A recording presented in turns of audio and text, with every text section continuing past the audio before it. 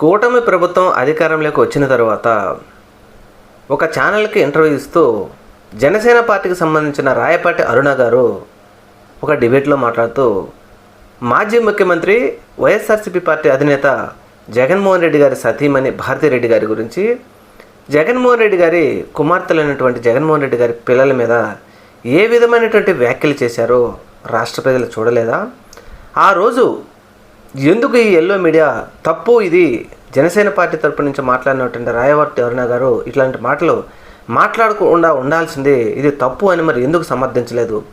మనం అమరావతి మీద కృష్ణంరాజు గారు చేసిన వ్యాఖ్యలు తప్పని ఖండిస్తున్నాం. దానిని ఆయన చేయకుండా ఉండాల్సింది, ముమ్మాటికి అది తప్పు. అది ఏ ఛానల్లో మాట్లాడినా తప్పు. అలా అని మనం వాళ్ళని సమర్థించడం లేదు.